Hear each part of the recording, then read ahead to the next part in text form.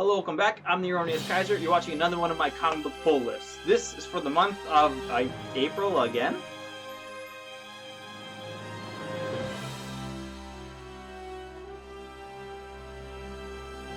Comic book sales and distribution have definitely been affected by the situation that's currently going on. Some publishers are only putting out digital comics. So what DCBS did, Discount Comic Book Service, where I get my comics from here in Japan, with Diamond shutting down, Diamond being the distributor for comics to everybody pretty much, DCBS decided to just ship out what they had to people.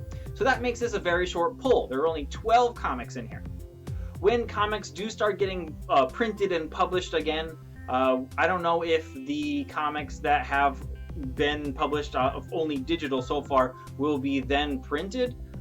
I do hope so, because then there won't be any holes in my physical collection. I know that some publishers, Todd McFarlane has put out a message that he wants all of the comic publishers to come together and give some of their customers some free comics in this time of no real publication. I know Boom Studios has said that they are also in works to do exactly what Todd McFarlane said, and that they were already planning on doing that. I don't know if they were trying to like one-up him there or not. So yeah, it's a really weird time. I know this is a very frivolous hobby, but I know a lot of people are just trying to, grab a little bit of what was natural before in this really strange, world-changing time. So let's get to it. Okay, first up, we got Ascender number 10.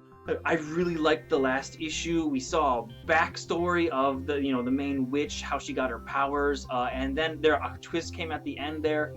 It was all focused right on the villain and like really how she got to that point. But that kind of world building, the history, is something that really adds to the story by Jeff Lemire. Batman Superman number 8. As I said in the last video, there's like a lot of stuff going on. There's like new stuff being added as well. I kind of want like one, clear storyline, clear path that I can just follow, but there's just like a mishmash of all these events going on at the same time. And then all of a sudden that all is being put on hold for this battle with Superman and Batman versus Zod and Ra's al Ghul.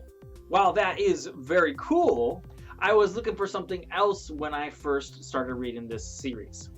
Al Ewing is writing Guardians of the Galaxy. This is issue number 3, and we have the Spider-Woman variant for it. First 2 issues have been very cool. The Guardians had just cleaned up something that was really messy, and that really impacted the team as a whole, and immediately they are approached by Nova to go on another galaxy saving but probably very painful mission. They don't want to do it at first, but there's simply no one else around to do it. Everyone else is busy. Or see them really beginning their quest, I think, right here in number 3.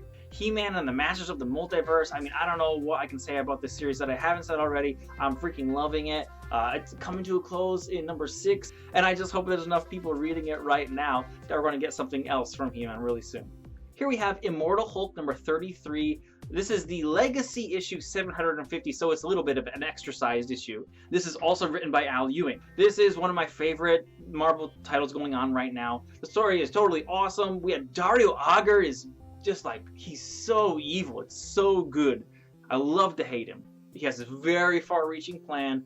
Now everyone has forgotten the Hulk, and then stuff got even more messed up from that. There was monsters exploding, and yeah, it's just been freaking non-stop, like fist-pounding action. Justice League Dark number 21. Clay and Crane doing this cover. This is a great team. I just really like where it's going. They've been doing some really awesome stuff with magic. It's getting deeper and deeper. Yeah, following one storyline deeper and deeper. Everything is connected in that way, which I really like. The Last God is number 6. I like how they do this. It's a present and past. A story told at the same time. You get 2 or 3 pages of the past quest with 2 or 3 pages of the present quest going on. The art is amazing. Ricardo Federici is freaking amazing, and it's just a real compliment to the dark fantasy story that's going on. Punisher Soviet. This is number 6. I think this is the last one in the series. I mean, you really can't go wrong with Garth Ennis writing Punisher. I mean, Red Hood Outlaw 44. This is a series that I like because, not because there's one story going forward, there's not one main goal. I really like the family dynamic of the characters in the story. If you don't know by now, it's Red Hood, Artemis, and Bizarro. Those three together, Red Hood and Artemis, as like kind of a mom and dad figure to Bizarro, is just weird, but ends up being just, it clicks so well. All right, here we have Spider-Woman #1. So yeah, recently there have been a bunch of Spider-Woman variants. It was to celebrate this new series coming out. This is one of like 2 or 3 Art Germ variants that they have for it. I like Jessica Drew a lot. She's very quippy and very irreverent. She's got like a 1980s She-Hulk without breaking the fourth wall kind of vibe that I like a lot. Teenage Mutant Ninja Turtles #104. I love this series, and sadly, I heard that Sophie Campbell was told to stop production on this comic with like, no, I think she's finishing up 105. That's what she said, but it's probably not going to get out anytime soon unless it goes just digital. IDW told her to stop making Ninja Turtles comics for now until we get a better idea of what will happen with publication in the future, which I'm sure many of creators and artists have been told as of now. But she was this one. I was one of the first ones that I saw that she was coming out and saying, "Oh yeah, I totally stopped all production, not even thinking about future issues." And lastly, we got another Spider-Woman variant for Wolverine #2. The first issue of Wolverine, it had like 2 stories in it. One where Wolverine was like mind controlled to kill the X-Men in, I think they were in Alaska or Russia or something like that, before like losing his memory again at the end. And then there was a second story that pertained to him fighting vampires and Dracula getting his blood and be able to go out in the sun. Omega Red made an appearance in that. So I think this series will be following more the second story, and perhaps the first story will come out more in Marauders.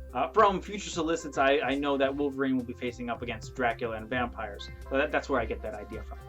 And there you have it. Those are the comics I'm going to be reading in lockdown here. Well, I guess like in Japan, there's like no actual way for them to legally enforce lockdown. They just got to hope that everybody isn't a total jerk.